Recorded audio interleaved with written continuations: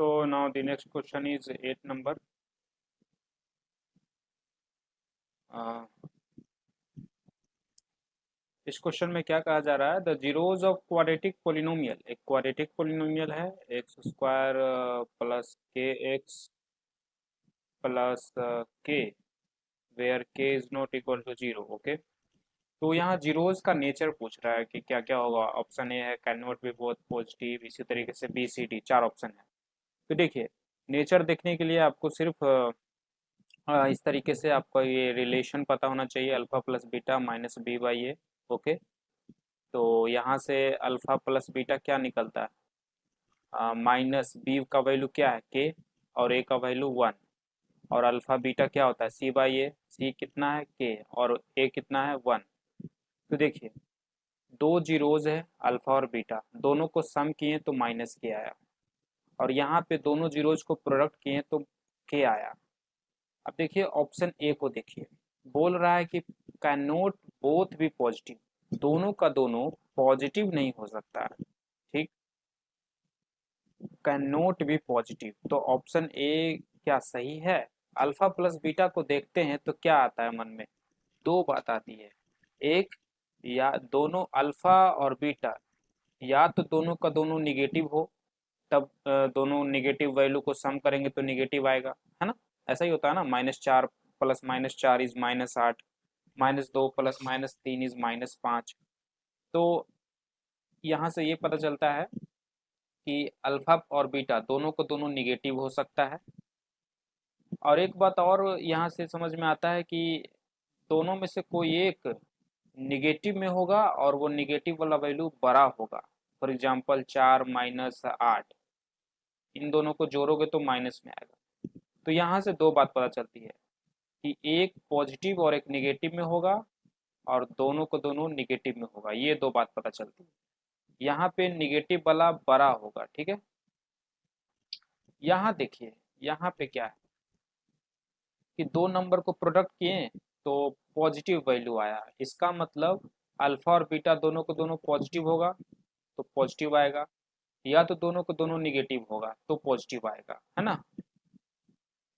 क्या ये वाला चांस हो सकता है प्लस माइनस? अगर प्लस माइनस, एक प्लस हो एक माइनस हो, तो वैल्यू हमारा निगेटिव में आएगा, तो ये वाला यहाँ पे तो नहीं पॉसिबल है इस केस में। तो ये वाला दोनों ये सिर्फ इस केस में पॉसिबल है, इसमें नहीं है, इसलिए ये वाला नहीं हो सकता, ठीक है।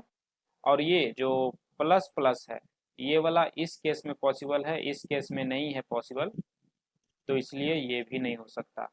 माइनस माइनस, इसमें भी चांस बन रहा है इसका, और इसमें भी बन रहा है, तो माइनस माइनस हो सकता है।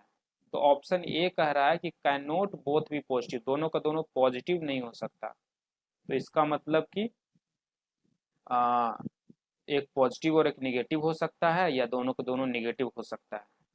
तो दोनों का दोनों निगेटिव है, मेरा आंसर यहाँ पे मिल रहा है। समझिए बात को ध्यान से, ऑप्शन चुनना है, देखिए ध्यान से। बोला है मेरा मेरा क्या है?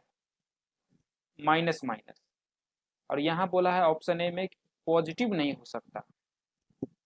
तो इसका कहने का मतलब या तो माइनस माइनस होगा, या तो प्लस माइनस होगा, है ना? इन दोनों में से कोई भी हो सकता है ना? ये हो सकता है या ये हो सकता है, तो मेरा ये हुआ। तो इस हिसाब से तो ऑप्शन ए करेक्ट है। मेरा आंसर क्या है? माइनस माइनस, और ऑप्शन ए क्या कह रहा है कि प्लस नहीं होगा। तो सही तो बात है, दोनों तो सेम ही बात है। तो यहाँ पे ऑप्शन ए सही लग रहा है ना? और देख लेते हैं बी सी डी, सभी को देख लेते हैं, फिर फाइनल डिसीजन लेंगे। कैन नोट बोथ भी निगेटिव, ये तो पूरा ही गलत है, क्योंकि हम लोग देख चुके हैं। यहाँ क्या बोल रहा है? निगेटिव नहीं हो सकता, और मेरा आंसर आया निगेटिव में ही है। सी क्या कह रहा है कि आर ऑलवेज अनइक्वल, हमेशा जो अल्फा और बीटा है दोनों का दोनों वैल्यू हमेशा अनइक्वल होगा। अच्छा, सम करने पे माइनस के और प्रोडक्ट करने पे वही वैल्यू है पॉजिटिव में, तो ऐसा कब होगा? तो एक वैल्यू मुझे अभी ध्यान में आ रहा है, 2 + 2 4 आएगा, और -2 इंटू -2 4 आएगा, ठीक है। अच्छा, -2 यहाँ हमने जीरो अल्फा और बीटा दोनों -2 लिए हैं ना, तो यहाँ -2 प्लस -2 -4 आएगा। तो देखिए एकदम इसी के जैसा, इसको इसको नहीं करिए, ये -2 प्लस -2 -4 और -2 इंटू -2 4 एकदम इसी के जैसा है। सम करने पे माइनस और प्रोडक्ट करने पे वही वैल्यू बट पॉजिटिव में। ठीक है, तो यहाँ से पता चल रहा है कि अल्फा और बीटा दोनों का वैल्यू -2 है। ओके, बट क्या ये चीज और भी कई नंबरों के साथ हो सकता है कि सिर्फ 2 ही के साथ ऐसा हो सकता है? तो ऐसा सिर्फ 2 ही के साथ हो सकता है, और कोई नंबर के साथ ऐसा काम नहीं हो सकता।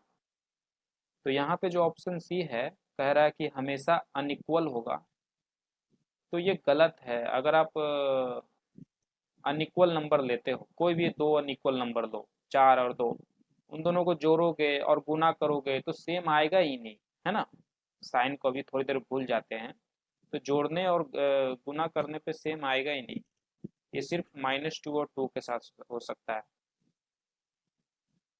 तो ऑप्शन सी भी गलत है, अनइक्वल नहीं हो सकता। और डी, डी कह रहा है हमेशा इक्वल भी नहीं हो सकता, एक ही बार इक्वल हो सकता है इस चांस में, है ना।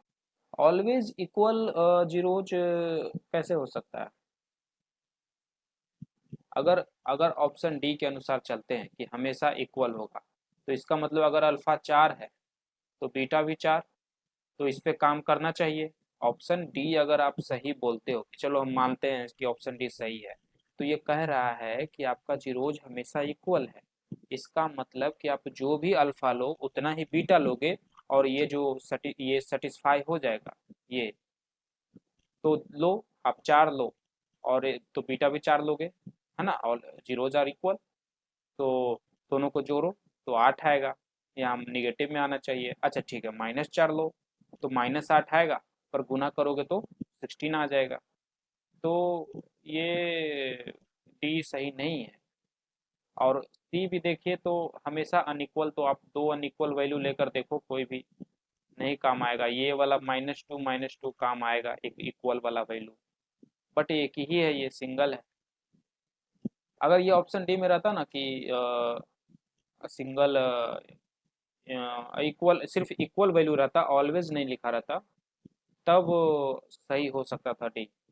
Yes, equal, alpha and beta equal हो जाएगा जब 2 होगा, अल्फा और बीटा का दोनों का वैल्यू -2 होगा, -2। तो इस हिसाब से बी सी डी गलत है, ऑप्शन ए इज करेक्ट। तो इस हिसाब से ऑप्शन ए इज करेक्ट।